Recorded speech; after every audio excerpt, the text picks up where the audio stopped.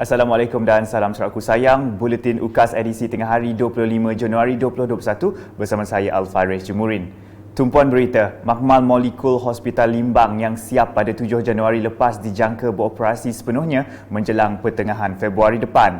Timbalan Ketua Menteri Sarawak Datuk Amar Awang Tengah Ali Hassan berkata, apabila ia beroperasi kelak, proses ujian dan keputusan ujian calitan COVID-19 dapat dilakukan di Limbang tanpa perlu menghantar sampel ujian ke Kuching dan Miri lagi. Bercakap dalam sidang media selepas mengadakan lawatan ke Makmal Molekul Hospital Limbang pada Ahad, kerajaan negeri telah membiayai kos lebih RM1 juta bagi membuka operasi Makmal Molekul tersebut.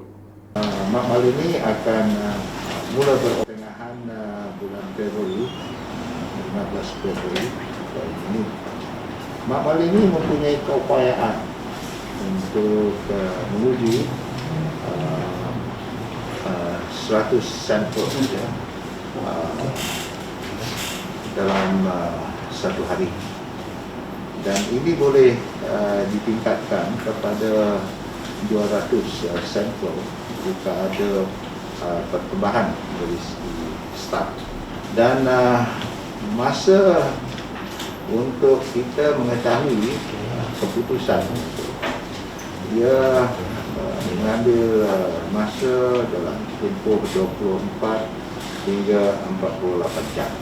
Dalam pada itu, beliau memberitahu usaha yang dilakukan kerajaan negeri jelas membuktikan komitmen Ketua Menteri Sarawak Datuk Patinggi Dr. Abang Abdul Rahman Zohari Tun Datuk Abang Openg dalam memastikan rakyat dilindungi daripada wabak COVID-19. Tegasnya, masyarakat juga perlu terus mematuhi prosedur operasi standard SOP yang ditetapkan oleh kerajaan. Berita seterusnya, masyarakat di Rumah Panjang terus diingatkan untuk mengambil iktibar daripada kewujudan kluster pasai dengan tidak menganjurkan aktiviti sosial. Timbalan Ketua Menteri merangkap pengerusi Jawatan Kuasa Bencana Negeri JPBN Sarawak, Datuk Ahmad Douglas Ugah Embas berkata, kini upacara pengkebumian khususnya untuk masyarakat Iban turut menghadkan kehadiran orang ramai mahupun ahli keluarga terdekat. Walaupun sukar, keputusan itu katanya sebagai mengambil iktibar daripada kluster pasai yang telah meningkatkan jangkitan COVID-19 kerana kehadiran orang ramai dalam satu-satu majlis.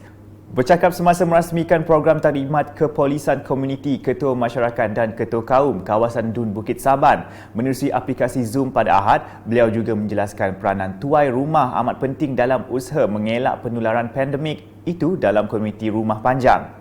Ujarnya, tuai rumah selaku pemimpin di peringkat komuniti perlu memastikan tiada aktiviti berkumpul, menguatkuasakan larangan masuk untuk orang luar, saling menasihati untuk kurangkan pergerakan yang tidak perlu dan maklumkan pihak pejabat kesihatan sekiranya ada individu bergejala.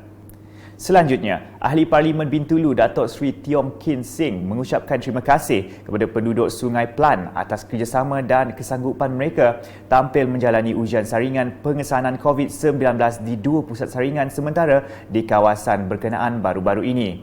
Walaupun terpaksa berpanas, penduduk katanya sanggup berpayung dan sabar menunggu selain bekerjasama mematuhi prosedur operasi standard SOP penjarakan fizikal. Berkongsi perkara itu di laman Facebooknya pada Sabtu, Datuk Seri Tiong turut mengingatkan syarikat-syarikat besar dari luar kawasan berkenaan untuk tidak mengambil kesempatan dengan menghantar semua kaki tangan mereka menjalani pemeriksaan percuma di Sungai Pelan. Katanya ia akan menyekat masa penduduk yang benar-benar memerlukan pemeriksaan di samping memberi bebanan dan tekanan kepada pihak kesihatan untuk menyelesaikan tugas mengikut perancangan masa yang ditetapkan. Saya ada terima banyak aduan, ada sedih nampaknya ada koprak-koprak ataupun company ambil peluang ini. Pasal dia orang mau tempat itu pekerja pergi swab, tidak mau bayar, dapat free.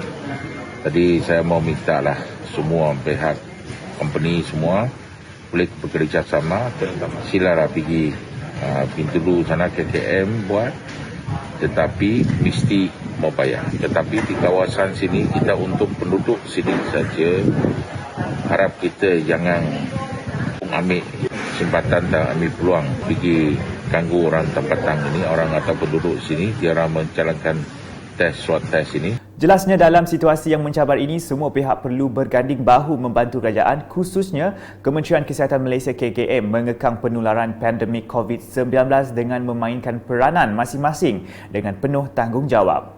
Tambahnya, usaha sedemikian akan diteruskan sekiranya masih ramai penduduk yang belum menjalani saringan. Beralih ke laporan berikutnya. Susulan peningkatan mendadak kes positif COVID-19 di Song, pekan di daerah itu bertukar lengang selepas banyak kedai-kedai ditutup. Tinjauan pada Isnin mendapati kira-kira 30% sahaja kedai serta premis yang menjual barangan keperluan dan perkhidmatan penting beroperasi dalam usaha memutuskan penularan pandemik berkenaan. Orang awam yang berurusan di pekan juga dilihat mematuhi prosedur operasi standard dengan baik. Sebagai rekod, daerah Song kini bertukar dari zon hijau kepada jingga setelah merekodkan 27 kes positif baru pada Ahad. Laporan seterusnya, pelbagai pihak terus tampil untuk membantu mangsa-mangsa yang terjejas akibat bencana banjir yang berlaku baru-baru ini. Terbaru, Liga India Muslim Kuching menyantuni sebanyak 50 keluarga mangsa banjir di Kampung Stapok Rimba di sini dengan menyumbang bantuan bekalan makanan.